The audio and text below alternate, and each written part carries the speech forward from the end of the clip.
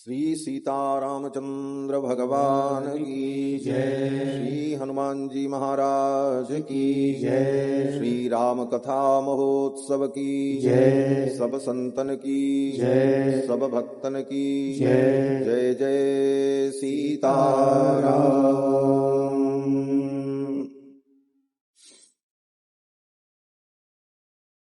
परमाध्यक्ष अनंत कोटि ब्रह्मांड नायक सर्वेश्वरेश्वर भगवान श्री सीतारामचंद्र जी, जिनकी मंगलमयी कृपा के फलस्वरूप पवित्र मार्गशीर्ष मास में हम सभी लोग श्री रामायण के माध्यम से भगवान श्री राम की मंगलमयी चर्चा श्रवण कर रहे हैं। इस कथा के मुख्य यजमान श्री शंकरलाल नेमीचंद दादीज जी, सपत्नीक सपरिवार, उनके समस्त परिजन पुरजन बंधुजन, दूर दूर से आए हुए श्रद्धालु श्रोता बंधुओं, धर्मानुरागी सज्जनों, श्रद्धामयी माताओं, भगवान की जब विशेष कृपा होती है तो जीव को सत्संग का सौभाग्य प्राप्त होता है। सत्संग में आकर भगवान के चरित्र को सुनकर, भगवान की लीलाओं को सुनकर भगवान के प्रति प्रेम उत्पन्न होता है। जब तक जीवन में सत्संग नहीं होगा तब तक न हम भगवान को समझ पाएंगे, न अपने आप को हम समझ पाएंगे। हमारे जीवन का उद्देश्य क्या है यह भी हम नहीं समझ पाएंगे। पशु के समान हमारा जीवन बना रहेगा और पशु के समान ही खा करके जी करके एक दिन मर जाएंगे।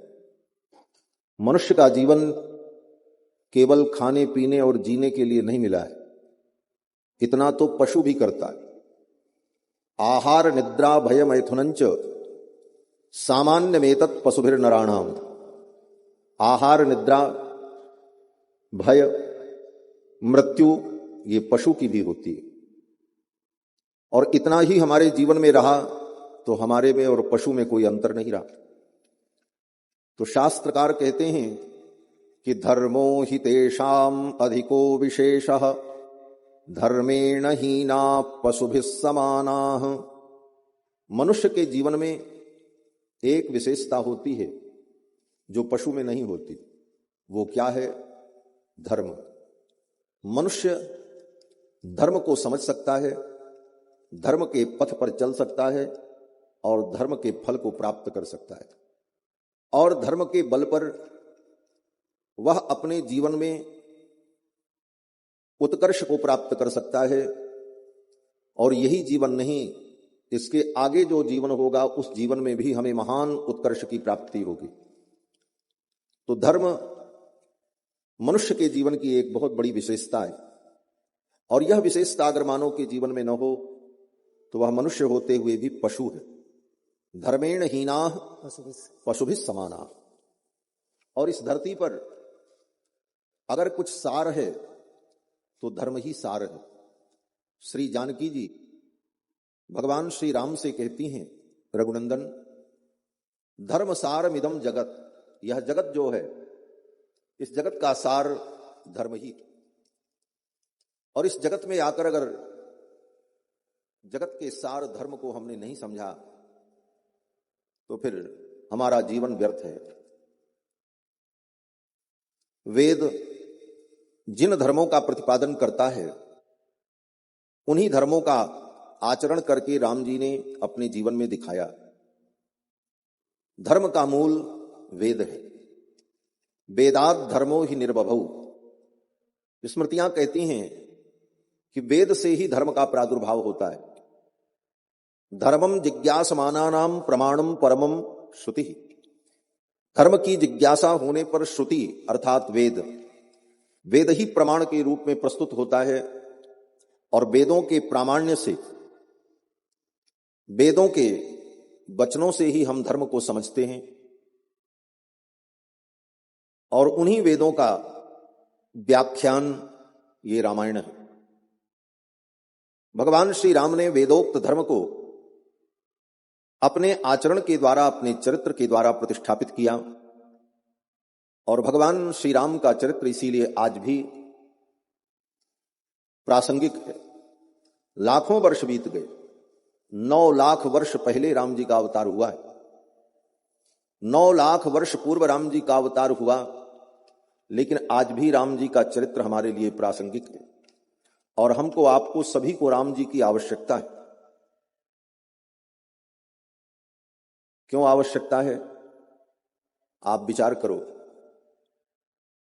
किसी पिता से पूछो कि तुमको कैसा बेटा चाहिए, तो पिता यही कहेगा मेरा बेटा राम जैसा हो। ये तो नहीं कहेगा कि रावण जैसा हो। हर पिता यही चाहता है कि मेरा बेटा राम जैसा हो। किसी स्त्री से पूछो तुम्हारा पति कैसा हो, तो वह स्त्री यही कहे कि मेरे पति राम जैसे हो। एक भाई से पूछो तुम कैसा भाई चाहते हो, तो भाई कहेगा भाई हो तो राम जैसा हो। मित्र से पूछो कि मित्र कैसा चाहिए, तो मित्र यही कहेगा दोस्त हो तो राम जी जैसा हो। और तो और अगर किसी व्यक्ति से पूछो कि तुम्हें शत्रु कैसा चाहिए, तो शत्रु भी मिले तो राम जी जैसा शत्रु मिले तो जीवन का कल्याण हो। आज भी राम प्रासंगिक हैं। लाखों वर्षों बाद आज भी हमारे मन में यही धारणा है कि पिता हो तो राम जैसा हो, पुत्र हो तो राम जैसा हो, भाई हो तो राम जैसा हो, पति हो तो राम जैसा हो। और इसीलिए हमारे जीवन में जन्म से लेकर मृत्यु पर्यंत भगवान श्री राम का चरित्र आदर्श रूप में उपस्थित होता है। आदर्श बोले तो ये आदर्श शब्द का प्रयोग हम सभी लोग करते हैं कि हमारे आदर्श अमुक हैं, हमारे आदर्श अमुक हैं।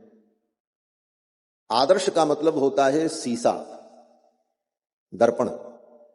जिस शीशे में हम अपना मुख देखते हैं उसी को आदर्श कहा जाता है संस्कृत। तो आदर्श का काम क्या है? बोले आसमंतात दर्शयति इति आदर्श। जो आपके संपूर्ण अंग को आपको ही दिखा दे। आप अपनी पीठ नहीं देख सकते, लेकिन शीशे की सहायता से आप अपनी पीठ को भी देख लेते। शीशा, दर्पण आपके संपूर्ण स्वरूप को आपको ही दिखा देता है। और उस शीशे में जब उस दर्पण में आप अपने स्वरूप को देखते हैं तो वो दर्पण आपकी बहुत बड़ी सहायता करता है। क्या सहायता करता है? बोले दर्पण, शीशा झूठ नहीं बोलता, वो सत्य बोलता है। अगर आपकी नाक टेढ़ी है तो शीशा कहेगा नाक टेढ़ी। आपका काजल बिगड़ा हुआ है तो शीशा कहेगा काजल बिगड़ा हुआ, इसे ठीक कर लो। और उस दर्पण को देखकर आप अपने स्वरूप को सजा लेते हो। जो गड़बड़ी होती है उसे हटा करके और अपने स्वरूप को दर्पण में देख करके आप सज जाते हो और फिर अपने स्वरूप को देखकर आप प्रसन्न हो जाते हो। तो जिस प्रकार दर्पण आपके स्वरूप को दिखाकर आपके स्वरूप में सुधार कर देता है और आपको अपनी गलतियां और अपनी कमियां दिख जाती हैं और फिर उस दर्पण के इस माध्यम से आप अपने में परिवर्तन लाते हो, उसी प्रकार राम जी का चरित्र वह आदर्श है, वह दर्पण है। जिस दर्पण में आप अपने आप को देखो और राम जी के चरित्र के अनुकूल आप चरित्र करो और जहां कहीं कमी है तो उसका सुधार कर लो। राम जी का चरित्र दर्पण के समान हमारे जीवन को सजा देता है, संवार देता है। राम जी का चरित्र आदर्श चरित्र है। और भगवान श्री राम परम तत्व, परब्रह्म परमात्मा सच्चिदानंद ही अयोध्या में चार चार रूपों में प्रकट हुए। कृत्वात्मानं चतुर्विधम पितरम रोचयामासो तदा दशरथम नृपम। राजा दशरथ को अपना पिता बनाया और 4 रूपों में भगवान अयोध्या में प्रकट हुए। भगवान श्री राम परम तत्व हैं और भगवान श्री राम ही एकमात्र समस्त प्राणियों के शरण और रक्षक हैं। महर्षि कहते हैं कि श्री राम शरणम समस्त जगताम रामम विना का गति रामेण प्रतिहन्यते कलिमलं रामाय कार्यं नमः। रामात्रस्यति काल भीम भुजगो रामस्य सर्वं वशे रामे भक्तिरखण्डिता भवतु मे रामत्वमेवाश्रयः। महर्षि कहते हैं कि श्री राम शरणम समस्त जगताम, संपूर्ण जगत के, जगत माने जड़ चेतन संपूर्ण सृष्टि के एकमात्र शरण रक्षक भगवान श्री राम है। श्री राम शरणम समस्त जगताम। भगवान को छोड़कर अगर कोई किसी को शरण मानता है और किसी की शरण में जाता है तो वह व्यक्ति अभी धोखे में है, उसे ज्ञान नहीं हुआ। भगवान को छोड़ करके दूसरा कोई शरण और रक्षक हो नहीं सकता। रामायण में कथा है, जब जयंत के ऊपर भगवान ने ब्रह्मास्त्र का प्रयोग किया तो जयंत पूरे ब्रह्मांड में घूमा और सबकी शरण में गया, लेकिन किसी ने जयंत की रक्षा नहीं की। गोस्वामी तुलसीदास जी कहते हैं, धाम शिवपुर सब लोका, समस्त लोकों में उसने भ्रमण किया और सबकी शरण में गया। कुबेर की शरण में, इंद्र की शरण में, ब्रह्मा की शरण में, लेकिन किसी ने भी जयंत को बैठने के लिए भी नहीं कहा। रक्षा तो बहुत दूर की बात है, सब ने भगा दिया। इसका मतलब बोले कोई भी रक्षक नहीं है। अगर तुम किसी को रक्षक मान रहे हो तो अभी धोखे में हो, समझ जाओ। राम जी को छोड़ करके कोई रक्षक हो नहीं सकता। रामम बिना का गति, राम जी के बिना कोई गति नहीं। एकमात्र जीव के शरण रक्षक भगवान श्री राम हैं और भगवान श्री राम ही एकमात्र गति है। और रघुनाथ जी को छोड़कर कहीं इधर उधर जाओगे तो गति तो नहीं होगी, दुर्गति जरूर हो जाएगी। रामम बिना का गति, रामेण प्रतिहन्यते कलिमलम। और राम जी की अगर शरण में रहोगे तो कलयुग का जो मल है, कलिमल, जो तुम्हारे जीवन में दोष है, पाप है, कमियां हैं, वो राम जी सब दूर कर दे। रामेण प्रतिहन्यते कलिमलम। हमको क्या करना होगा इसके बदले में? तो महर्षि कहते हैं तुमको कुछ नहीं करना है, बस राम जी के चरणों में बार बार प्रणाम निवेदन करते रहो। बस रामाय कार्यम नमः, राम जी को नमस्कार करते रहो। ठाकुर जी बड़े उदार हैं, नमस्कार करने मात्र से प्रसन्न हो जाते हैं। गोस्वामी जी महाराज कहते हैं सकृत प्रणाम किए अपन आए। एक बार कोई राम जी को प्रणाम कर ले तो राम जी मान लेते हैं कि ये मेरा है।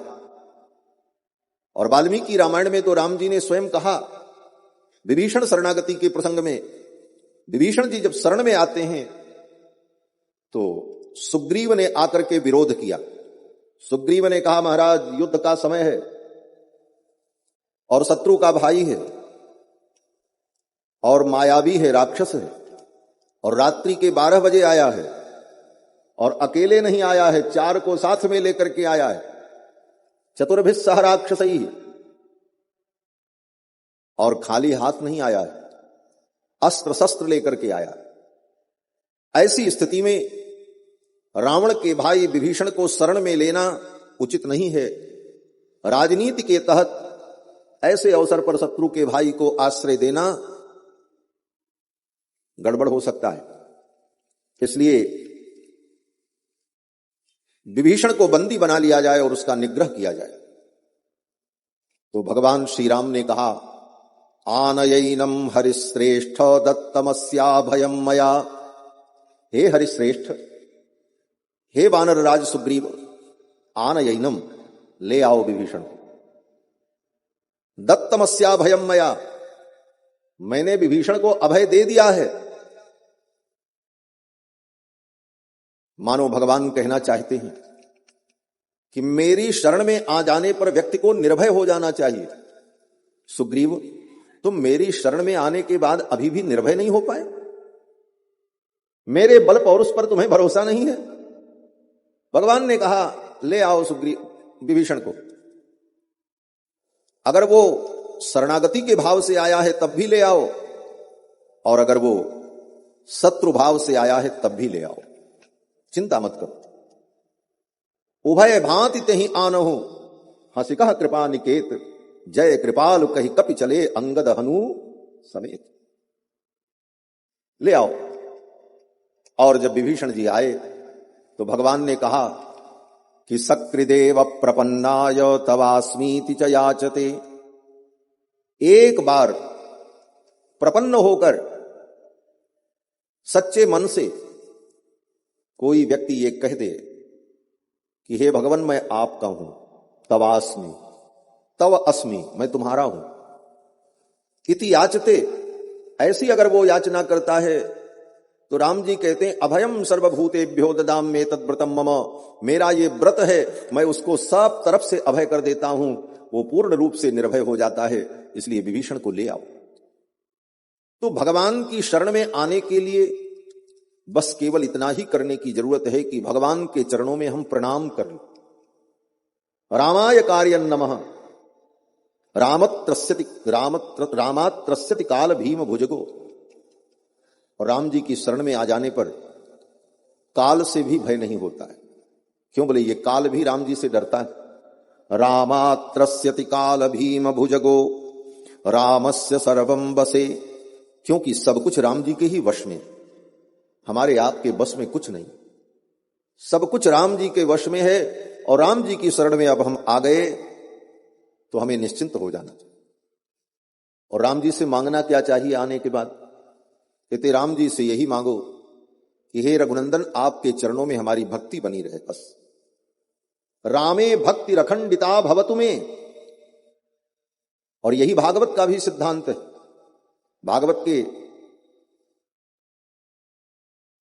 अंतिम अध्याय के अंतिम प्रसंग में वेद व्यास जी यही प्रार्थना करते हैं कि भवे भवे यथा भक्ति पादयोस तव जायते। कहीं भी हमारा जन्म हो, किसी भी योनि में हम जाएं, राम जी के चरणों की, भगवान के चरणों की हमें भक्ति मिले। भवे भवे यथा भक्ति पादयोस तव जायते तथा कुरुस्व देवेश नाथस्त्वन्नो यत प्रभो। हे भगवान यही कृपा करो कि जन्म जन्म आपके चरणों की भक्ति हमें मिले। तो भगवान से यही मांगना चाहिए कि हे प्रभु आपके चरणों की भक्ति मिले। क्यों बोले, भक्ति मिलेगी तो सब कुछ अपने आप प्राप्त हो जाए। भक्त के लिए कुछ भी दुर्लभ नहीं है। इसलिए भगवान से धन संपत्ति वैभव पुत्र परिवार मांगने की अपेक्षा भगवान के चरणों की भक्ति मांगनी चाहिए। हे भगवान आप कृपा करो आपके चरणों की भक्ति हमें मिले। और भक्ति अगर मिल गई तो यस्यास्ति भक्तिर्भगवत्य किंचनाः सर्वैः गुणैः तत्र समासते सुराः। वेद व्यास जी कहते हैं जिसके अंदर भगवान की भक्ति आ गई, सर्वैः गुणैः तत्र समासते सुराः, ये जितने देवता हैं तत्त गुणों को लेकर, उन गुणों के सहित वे देवता आकर के उसके अंदर निवास करने लगते हैं, वो सर्वगुणमय हो जाता है। इसलिए भगवान से भगवान की भक्ति ही मांगनी चाहिए। बार बार बर मांगहूं हर्ष देव श्री रंग पद सरोज अनपायनी भक्ति सदा सत्संग। भगवान से मांगो तो भक्ति मांगो।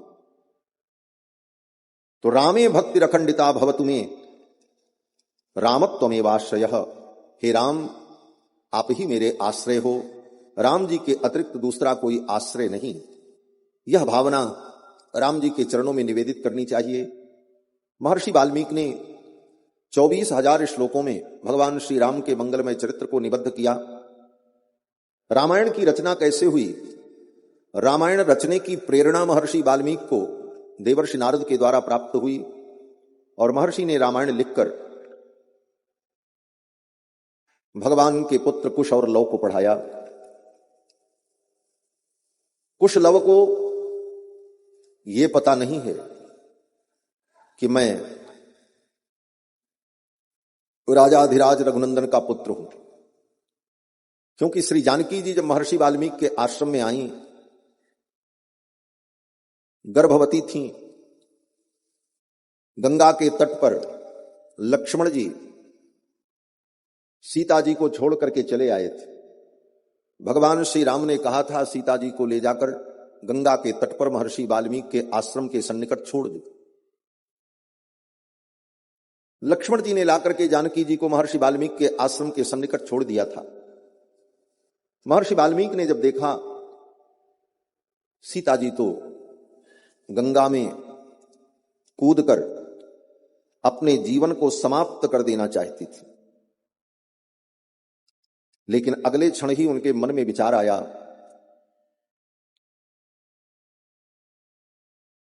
कि मुझे अपने जीवन को समाप्त करने का भी अधिकार नहीं है।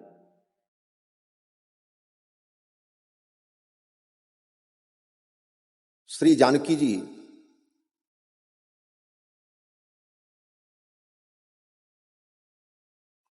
गंगा में कूदना चाहती थी, लेकिन जानकी जी ने विचार किया कि ये जीवन तो रघुनंदन के अधीन है और इस जीवन को समाप्त करने का अधिकार मुझे नहीं। मुझे जीवन धारण करना चाहिए और इस गर्भ को जन्म देकर, इसे पालकर, योग्य बनाकर रघुनंदन के चरणों में इस बालक को मैं समर्पित कर दूं, तब मेरा दायित्व पूर्ण होगा। क्यों? क्योंकि राम जी एक पत्नी व्रत है, वो दूसरा विवाह करेंगे नहीं। मेरा भी त्याग कर चुके हैं और उनके गर्भ का तेज, उनके वंश का तेज मेरे गर्भ में विराजमान है। अगर मैं अपने प्राणों का त्याग कर दूंगी तो ये गर्भ भी नष्ट हो जाएगा और रघुनंदन का पवित्र वंश समाप्त हो जाएगा। मेरा दायित्व है कि इस बालक को जन्म देकर मैं इसे पाल पोस कर योग्य बनाकर रघुनंदन के चरणों में अर्पित कर दूं, तब मेरा कर्तव्य पूर्ण होगा। इस कर्तव्य को सोचकर श्री जानकी जी ने जीवन धारण करने का संकल्प किया। अन्यथा श्री जानकी जी तो गंगा जी में कूदकर अपने प्राणों का त्याग कर देना चाहते। हमारे आचार्य जन कहते हैं कि रामायण में 3 बार सीता जी का भगवान से वियोग हुआ। पहला वियोग जब सीता जी लंका गईं, राम जी से अलग हुई। दूसरा वियोग जब राम जी ने सीता जी का त्याग किया और वाल्मीकि महर्षि के आश्रम में। और तीसरा वियोग वाल्मीकि महर्षि के आश्रम से आने के बाद सदा सदा के लिए धरती में चली गई। 3 बार भगवान का सीता जी का विश्लेष हुआ, वियोग हुआ। और इन तीनों वियोग में श्री जानकी जी के 3 दिव्य गुणों का प्रकाश हुआ। लंका गईं, इस वियोग में श्री जानकी जी के कृपा गुण का प्रकाश हुआ। जानकी जी लंका कृपा पूर्वक गईं। उन असुरों पर कृपा करने के लिए श्री जानकी जी जानती हैं ये असुर कभी राम जी की शरण में आएंगे नहीं और बिना कारण राम जी इनके यहां जाएंगे नहीं, तो इनको तो कभी राम जी की प्राप्ति नहीं हो। आसुर स्वभाव होने के कारण ये राम जी की शरण में आएंगे नहीं और राम जी का इनके यहां जाने का कोई प्रयोजन नहीं होगा, तो इन जीवों को कभी भगवत प्राप्ति नहीं हो सकती, इन्हें भगवान का कभी दर्शन नहीं हो सकता। तो इन असुरों पर कृपा करनी चाहिए। तो कृपा पूर्वक श्री जानकी जी लंका पधारी कि अगर मैं जाऊंगी तो राम जी को आना पड़ेगा और राम जी आएंगे तो इन असुरों को भी राम जी का दर्शन हो जाएगा और इनका भी उद्धार हो जाएगा। इस कृपा के परवश होकर जानकी जी लंका पधारी। नहीं तो रावण की हिम्मत थी कि वो सीता जी को उठा ले जाता। उद्भव स्थित संहार कारिणीम क्लेशहारिणीम सर्वश्रेयस्करीम सीताम, जो सीता जी सृष्टि की उत्पत्ति, पालन, संहार तीनों कार्यों में समर्थ हैं, ऐसी सीता जी को रावण उठा ले जाएगा। स्वयं सीता जी कहती हैं लंका में, जब अशोक वाटिका में रावण सीता जी को लेकर के गया तो रावण ने बड़े दुर्वचन कहे, तो सीता जी ने कहा, लंकेश तुम्हें लगता है कि मैं असमर्थ हूं? मैं चाहूं तो इसी क्षण तुमको भस्म कर दूं। ऐसे ही कहा सीता जी ने रावण, लेकिन मैं तुमको भस्म नहीं करूंगी। न त्वाम कूर्मि दशग्रीव भस्म भस्मार्ह तेजसा। जानकी जी ने यही कहा, दशग्रीव मैं चाहूं तो इसी क्षण अपने दिव्य तेज के द्वारा तुम्हें और तुम्हारी लंका को एक क्षण में भस्म कर दूं, लेकिन मैं तुम्हें भस्म नहीं करूंगी। न त्वाम कूर्मि दशग्रीव भस्म भस्मार्ह तेजसा। क्यों? बोले मैं चाहती हूं कि रघुनाथ जी यहां चल करके आवें और ये असुर उनके शरणागत हों, और अगर शरणागत न हो तो राम जी इन सब का उद्धार करें। इसलिए मैं तुम्हें भस्म नहीं कर रही हूं। न त्वाम कूर्मि दशग्रीव भस्म भस्मार्ह तेजसा। इस कृपा के परवश होकर जानकी जी लंका गई। इसके बाद भी रावण को उपदेश किया जानकी जी ने। जब किसी जीव के ऊपर दया आती है तो श्रेष्ठ जन उसे उपदेश करते हैं, उसका मार्गदर्शन करते हैं। रावण सीता जी का हरण करके ले गया, इसके बाद भी जानकी जी कृपा पूर्वक रावण को उपदेश करती हैं और कहती हैं, लंकेश, अगर तुम जीना चाहते हो, अपने ऐश्वर्य को इसी प्रकार सुरक्षित रखना चाहते हो, तो राम जी की शरणागति कर लो। अगर तुम शरणागति नहीं कर सकते तो हमारे रघुनाथ जी बड़े उदार हैं, तुम उनसे मैत्री कर लो, वो तुमको अपना मित्र बना लेंगे। दास नहीं बन सकते तो मित्र बन जाओ, राम जी तुम्हें मित्र भी बना लेंगे। तेन मैत्री भवतु ते यदि जीवितुम इच्छसि, अगर जीना चाहते हो तो तेन मैत्री भवतु ते, राम जी से मैत्री कर लो। तो इस कृपा के परवश होकर जानकी जी लंका पधारी। तो प्रथम विश्लेष में किशोरी जी की कृपा का प्राकट्य हुआ, कृपा, और दूसरे वियोग में बोले पारतंत्र। दूसरी बार जब भगवान ने जानकी जी का त्याग किया, वियोग हुआ, तो जानकी जी गंगा में कूद करके प्राण त्यागना चाहती थी, लेकिन उनके मन में भाव आया, मैं तो परतंत्र हूं, मैं स्वतंत्र नहीं हूं, मैं तो प्रभु श्री राम के परतंत्र हूं, मुझे मरने का भी अधिकार नहीं। मरने के लिए भी जीव स्वतंत्र नहीं है। आप अगर अपनी स्वतंत्रता से मरना चाहो कि हम अभी मर जाएं, तो शास्त्र कहता है आपको आत्महत्या का पाप लगेगा। क्यों? बोले हम मरने के लिए स्वतंत्र नहीं। जब हम पैदा होने के लिए स्वतंत्र नहीं थे, जीने में स्वतंत्र नहीं थे, तो मरने में स्वतंत्र कैसे हो सकते? जीव सर्वथा भगवान के परतंत्र है। इसी को गोस्वामी जी महाराज कहते हैं, हम जीव हैं और भगवान के परतंत्र हैं। इस पारतंत्र का, इस परतंत्रता का अनुक्षण चिंतन करते रहना चाहिए, हर क्षण चिंतन करते रहना चाहिए कि हम भगवान के परतंत्र हैं, हम स्वतंत्र नहीं। जानकी जी ने विचार किया, हमें मरने की भी स्वतंत्रता नहीं है, हम तो राम जी के परतंत्र हैं, और इस बालक को जन्म देकर मैं उनके चरणों में अर्पित कर दूं, तब मेरा कर्तव्य पूर्ण होगा। इस पारतंत्र का चिंतन करती हुई श्री जानकी जी अपने जीवन को धारण करते। और तीसरी बार जब वियोग हुआ, जब धरती में प्रविष्ट हुई, तो अनन्यारहत्व, कृपा, पारतंत्र और अनन्यारहत्व, ये तीसरा गुण जो अनन्यारहत्व है, इस गुण के प्रकाश के लिए ये लीला हुई। और जानकी जी जब पृथ्वी में प्रवेश करने लगी तो उन्होंने यही संकल्प किया कि मैं केवल रघुनंदन की हूं, मन वचन कर्म से मैंने उनके चरणों में प्रेम किया हो, तो ये धरती मुझे मार्ग प्रदान करे। और धरती फट गई और सीता जी भूमि में प्रवेश कर गई। तो 3 बार जो सीता जी का भगवान से वियोग हुआ, उस वियोग का कारण यही था। महर्षि वाल्मीकि जब सीता जी को लेकर अपनी कुटिया में आए गंगा के तट से, तो श्री जानकी जी अत्यंत दुखी थी। महर्षि वाल्मीकि ने कहा, बेटी चिंता मत करो, तुम मेरी बेटी के समान हो और मेरे आश्रम में तुम रहो।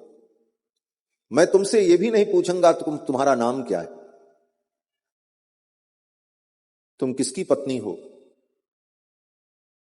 क्या कारण है, तुम्हारे पति ने तुम्हें क्यों त्यागा है, मैं कुछ नहीं पूछूंगा। और आज से तुम्हारा नाम वन देवी होगा। महर्षि सीता जी को लेकर अपने आश्रम में जब आए तो लोगों ने पूछा, ये देवी कौन है? क्योंकि उस समय आज जैसे साधन नहीं थे कि किसी प्रसिद्ध व्यक्ति के चेहरे को लोग पहचानते हो। आज तो फोटो, मोबाइल, टीवी, अखबार, पत्र पत्रिकाओं के माध्यम से किसी भी प्रसिद्ध व्यक्ति को पहचाना जा सकता है। लेकिन उस समय जो काल था, नाम लोग जानते थे, लेकिन यही वो व्यक्ति हैं, ये जान पाना बड़ा मुश्किल होता था।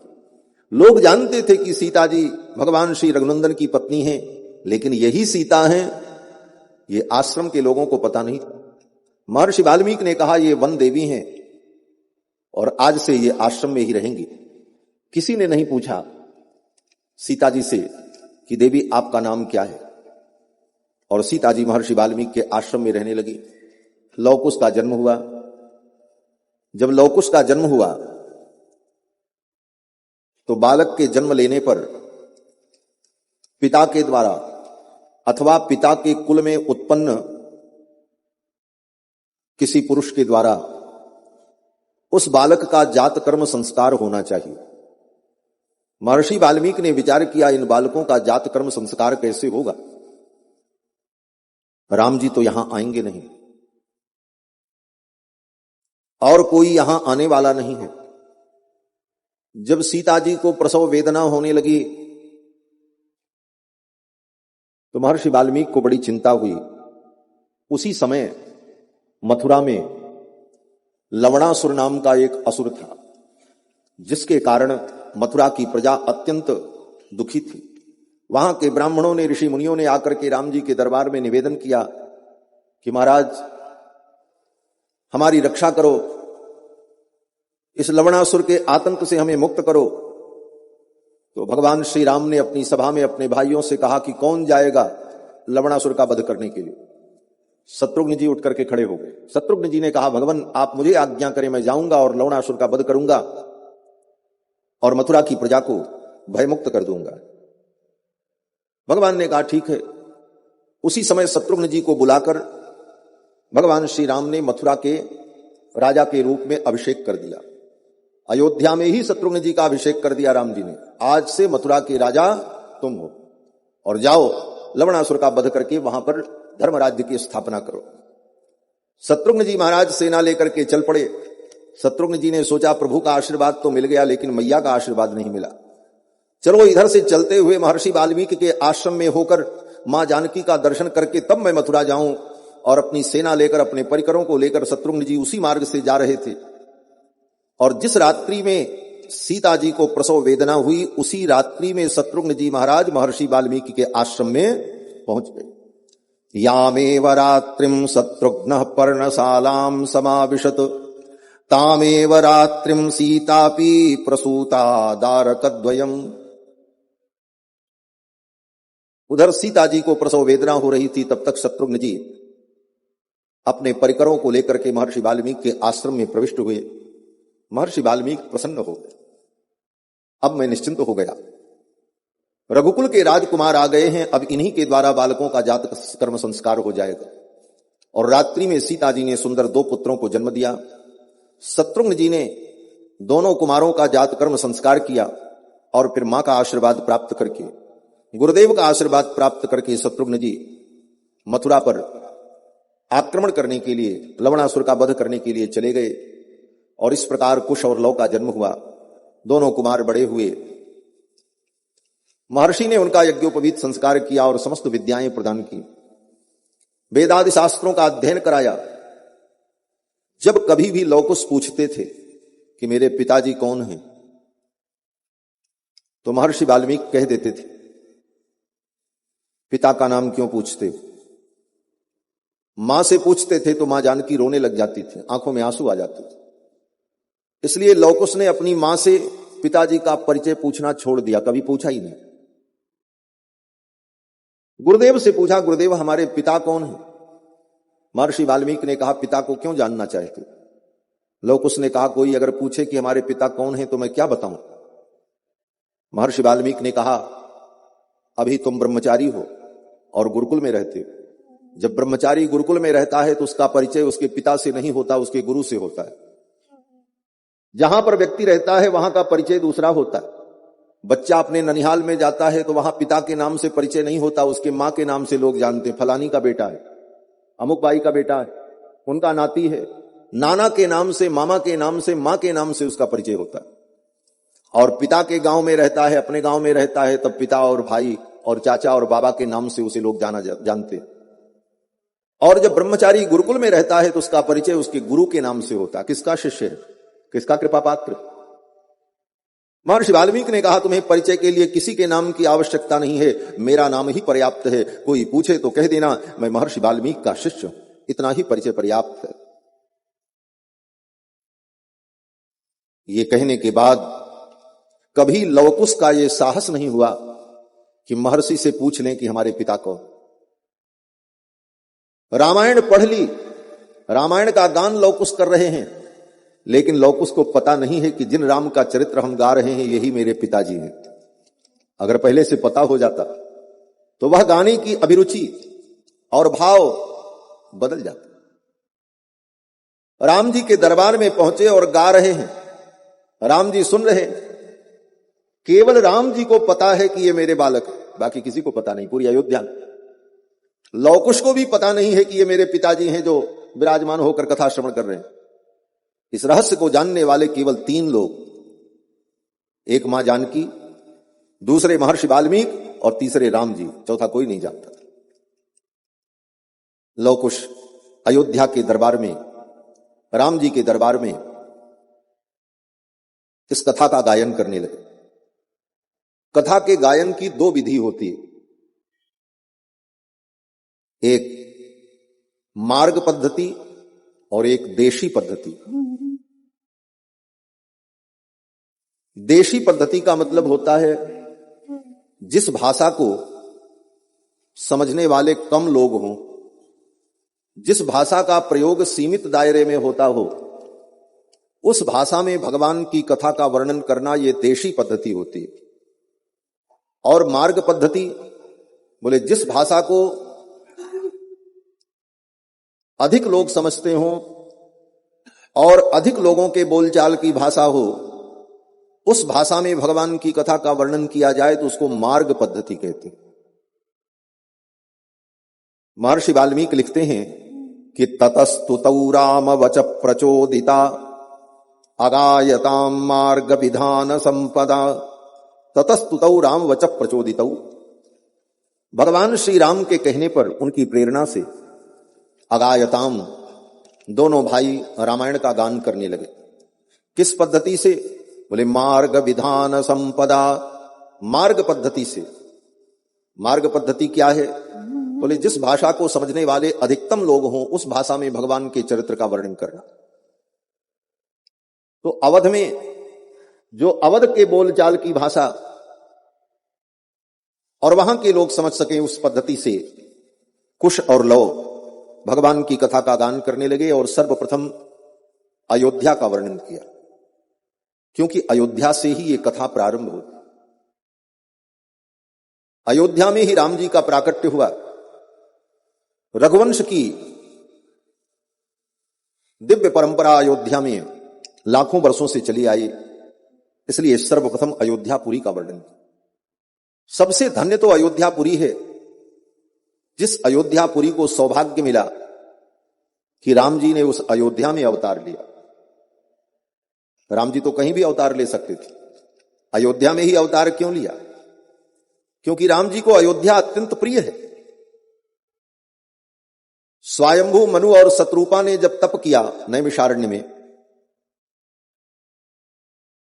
स्वयंभू मनु और शत्रुपा ने भगवान से कहा, प्रभु मैं आपको पुत्र रूप में चाहता हूं, चाहूं तुम ही समान सुत, प्रभुसन कवन दुराओ, आप मेरे पुत्र बन जाओ। तो भगवान ने कहा मैं आपका पुत्र बन जाऊंगा, लेकिन हमारी एक शर्त है। बोले क्या शर्त है? बोले जब आप अयोध्या के राजा बनोगे तब मैं आपका बेटा बनूंगा।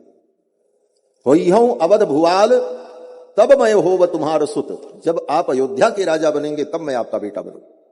अगर कहीं दूसरी जगह के आप राजा बने, दिल्ली और दौलताबाद के आप राजा बने, तब मैं आपका बेटा नहीं बनूंगा, क्योंकि मैं अयोध्या का राजकुमार अपने को कहलाना चाहता हूं। अयोध्या से इतना प्रेम भगवान को, भगवान ने कहा जब आप अयोध्या के राजा बनोगे तब मैं आपका बेटा बनूंगा। होई हूं अवध भुआल तब मैं होव तुम्हार सुत। अयोध्या भगवान को परम प्रिय। और अयोध्या क्या है? बोले समस्त तीर्थों में प्रथम परिगणित तीर्थ अयोध्या है। जब भी तीर्थों का नाम आता है तो सबसे पहले अयोध्या का नाम ही लिया जाता है। अयोध्या मथुरा माया काशी कांची हेमंतिका। पहले अयोध्या, तब मथुरा, तब काशी, तब अवंतिका उज्जैन, पुरी द्वारावती चैव द्वारिकापुरी। इन सब पुरियों का नाम बाद में आता है, सबसे पहले अयोध्या का नाम आता है। अयोध्या मथुरा माया काशी कांची हेमंतिका। और अयोध्या सृष्टि की प्रथम नगरी, सृष्टि का प्रारंभ ही अयोध्या से हुआ। मनुष्यों के पूर्वज महाराज मनु अयोध्या के राजा थे, वहीं से मानवीय सृष्टि का विस्तार हुआ। तो विश्व की प्रथम नगरी अयोध्या नगरी। और अयोध्या की विशेषता क्या है? अयोध्या सारे विश्व की राजधानी रही। धरती पर अगर कोई ऐसी राजधानी हो जिस राजधानी में बैठकर संपूर्ण विश्व पर शासन किया गया हो, तो वो राजधानी अयोध्या। क्योंकि अयोध्या के जितने राजा हुए वो चक्रवर्ती सम्राट हुए, संपूर्ण धरती पर उनका शासन होता था।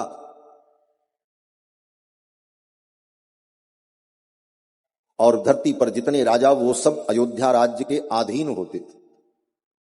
तो सारे विश्व की राजधानी होने का गौरव अयोध्या को प्राप्त है। और अयोध्या की दूसरी विशेषता, आज तक के इतिहास में कभी कोई राजा अयोध्या को जीत नहीं सका। अयोध्या में कभी युद्ध हुआ हो यह किसी ग्रंथ में मिलता नहीं। ये बात अलग है कि कलयुग में दुष्टों ने वहां पर उपद्रव किया, लेकिन अयोध्या में कभी युद्ध हुआ हो ये कहीं प्रमाण नहीं। इसीलिए उसका नाम अयोध्या है। अयोध्या का मतलब क्या होता है?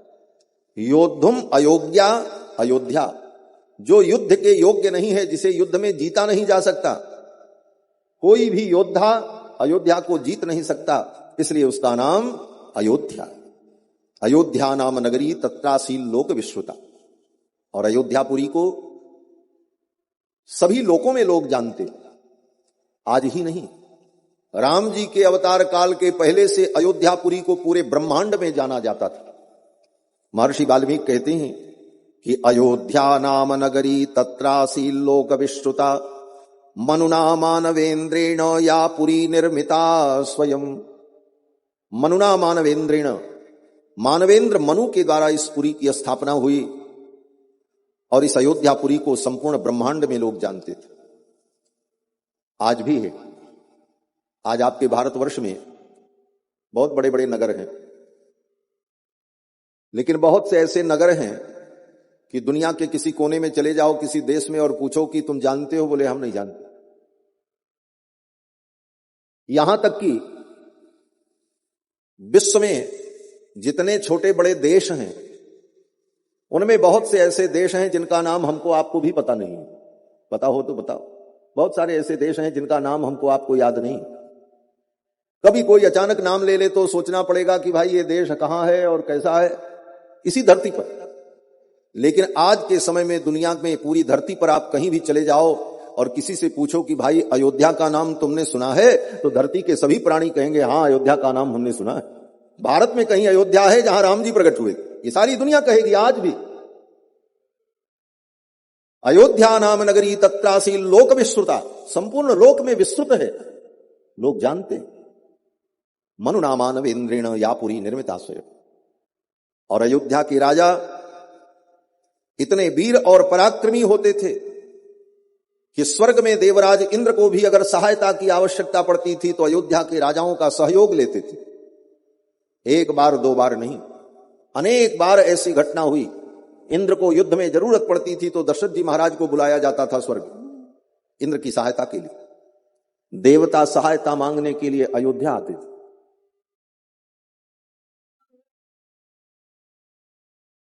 रघुवंश के बहुत ऐसे राजा हुए, पराक्रमी वीर, जिनका सहयोग प्राप्त करने के लिए स्वर्ग के देवता आते थे।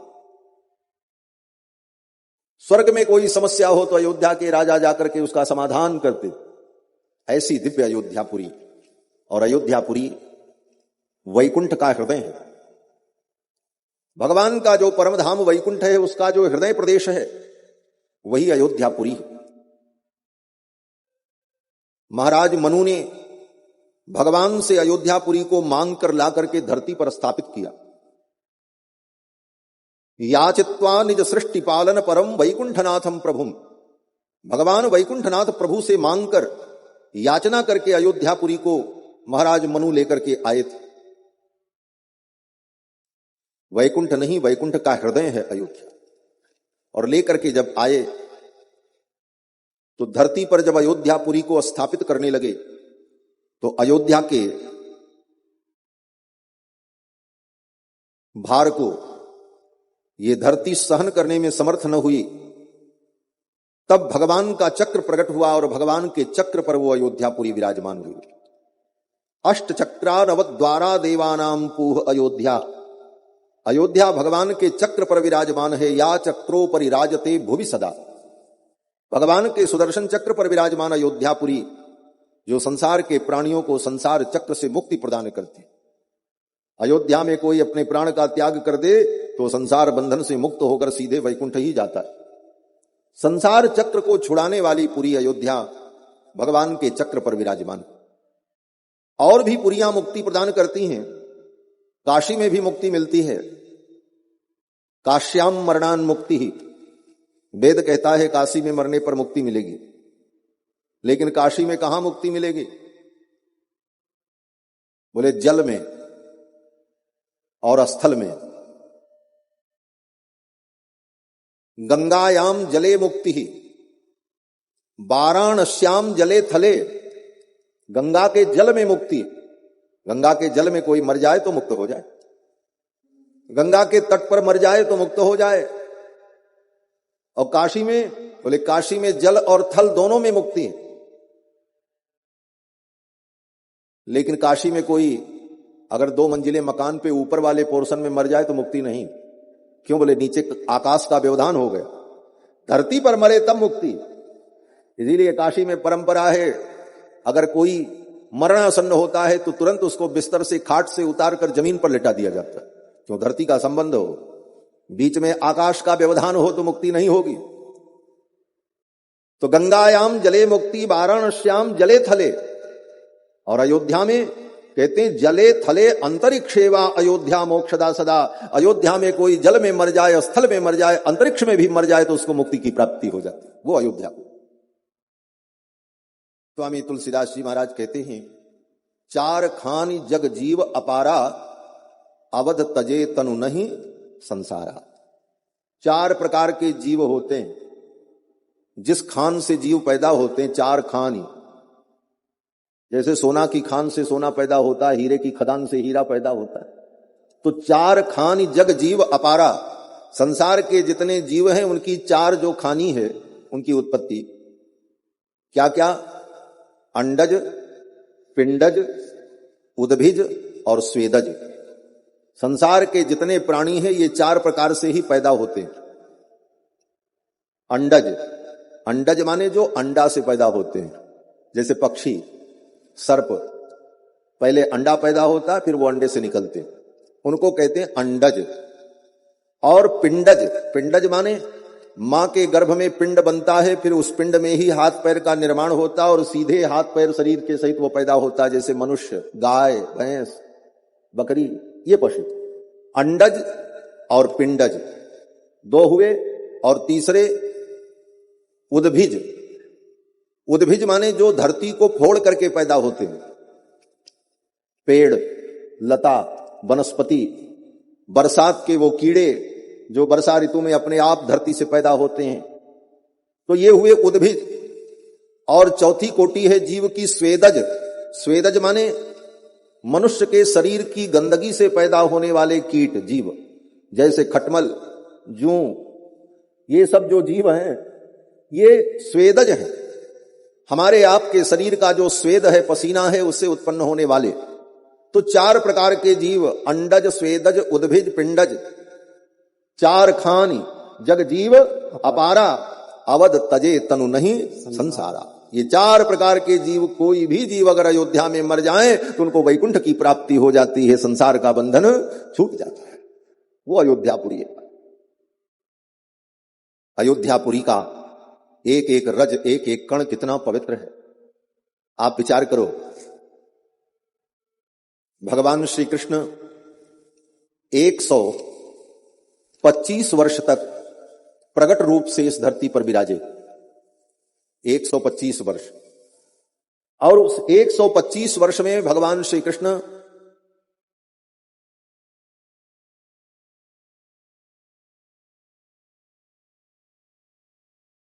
में रहे, कुछ वर्ष तक द्वारिका में रहे, और बाकी समय में कुल मिलाकर के 125 वर्ष की लीला। उसमें 10 वर्ष भगवान वृंदावन में रहे, तो भगवान कई दशक रहे, जिस अयोध्यापुरी में 11,000 वर्ष तक भगवान प्रकट होकर के विराजे हों, उस अयोध्यापुरी का क्या वर्णन किया। 11,000 वर्ष तक भगवान श्री राम के निरावरण चरण का संश्लेष प्राप्त की अयोध्या की धरती, और भगवान श्री राम के श्री चरणारविंद के संस्पर्श से अयोध्या का एक एक रज राममय हो गया। अवध धाम की रज कणिका पर अमित ब्रह्म विश्राम, हमें तो रघुनंदन सो काम, और देव के ही काज से ये छाड़ लखन श्री राम, हमें तो रघुनंदन सो काम। वो अयोध्यापुरी जहां पर 11,000 वर्ष तक राम जी ने निवास किया, वो सरयू महारानी जिस सरयू में 11,000 वर्ष तक प्रतिदिन राम जी ने स्नान किया, सरयू स्नान किया हो, वो साधारण सरिता है। कहते हैं गंगा भगवान के चरणों का स्पर्श प्राप्त करके परम पावनी हो गई। ब्रह्मा के कमंडल का जल वामनावतार में भगवान के चरण के स्पर्श से इतना पवित्र हो गया। ब्रह्मा जी ने भगवान का चरण धोया, वो भी केवल एक चरण, पूरा वो भी नहीं, क्योंकि वामन भगवान जब राजा बलि के यज्ञ में गए तो एक चरण भगवान का धरती पर था, दूसरा चरण ब्रह्मलोक पहुंचा। और वो चरण कितना विशाल था, पूरा चरण ब्रह्मा जी नहीं धो पाए, पूरे चरण का दर्शन भी ब्रह्मा जी नहीं कर पाए, क्योंकि भगवान का चरण इतना विशाल था। केवल भगवान के चरणों की उंगलियां दिखाई पड़ी ब्रह्मा जी को, बस उन उंगलियों में भी केवल अंगूठा दिखा, और अंगूठे में भी केवल अग्रभाग दिखाई पड़ा ब्रह्मा जी को। और ब्रह्मा जी ने अपने कमंडल के जल से वामन भगवान के दाहिने चरण के अंगूठे के नख को केवल धोया, बस। और भगवान के वामन भगवान के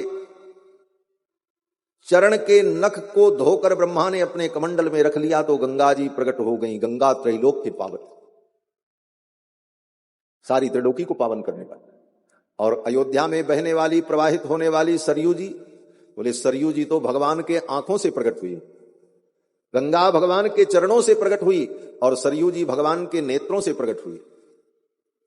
इसीलिए सरयू का नाम है नेत्रजा।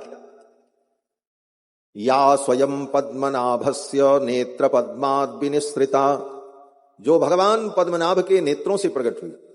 कैसे प्रकट हुई? बोले ब्रह्मा जी की तपस्या को देखकर भगवान प्रकट हुए, और भगवान जब प्रकट हुए तो ब्रह्मा जी के ऊपर भगवान को करुणा हुई, दया आई, और भगवान के आंखों में प्रेम के आंसू प्रकट हो गए। और वो प्रेम के आंसू टपकने चले, तब तक ब्रह्मा जी ने अपने कमंडल में भगवान की उन आंखों के आंसुओं को रोक लिया, और उन आंसुओं को ले जाकर, उस जल को ले जाकर ब्रह्मा ने मानसरोवर में स्थापित किया। और मानसरोवर से जो सरिता प्रकट हुई वही सरयू हैं। सर से प्रकट हुई, इसीलिए उनका नाम सरयू पड़ा। मानसरोवर से प्रकट हुई। जिस मानसरोवर में लोग दर्शन करने जाते हैं, उसी मानसरोवर से सरयू जी का उद्गम हुआ है। तो भगवान के नेत्रों से प्रकट होने वाली ये सरयू जी, और उस सरयू में प्रतिदिन भगवान स्नान करते थे। 11,000 वर्ष तक जिस सरयू में भगवान ने स्नान किया, उन सरयू की महिमा का क्या वर्णन करें। सरयू जी अयोध्या को 3 तरफ से आवेष्टित करके प्रवाहित होती हैं। निविष्ट सरयू तीरे प्रभूत धन धान्यवत, ऐसी दिव्य अयोध्यापुरी, जिस अयोध्यापुरी में सरयू जैसी पुण्य सलीला, मोक्षदायिनी पुरियों में अग्रणी अयोध्या। और अयोध्या में बड़ी बड़ी अट्टालिकाएं, महर्षि वाल्मीकि कहते हैं उच्चाट्टाल ध्वजवतीम शतग्नि शतशंकुलाम, बड़ी बड़ी अट्टालिकाएं, बड़े बड़े प्रासाद, बड़े बड़े महल।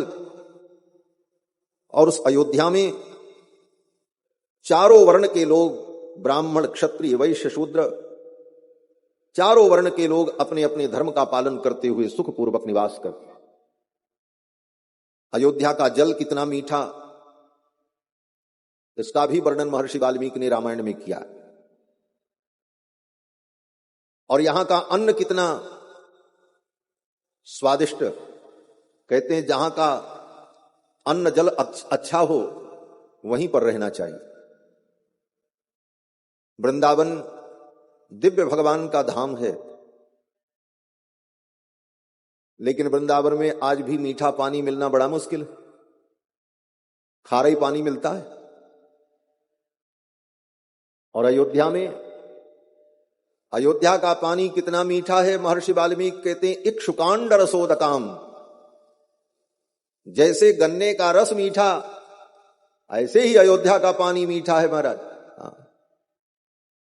और शाली तंडुल संपूर्णाम, अयोध्या में शाली तंडुल माने शालित धान, जिससे चावल उत्पन्न होता है। जो हम लोग चावल खाते हैं, धान से चावल निकलता है, तो वो धान जो होता है वो दो प्रकार का होता है।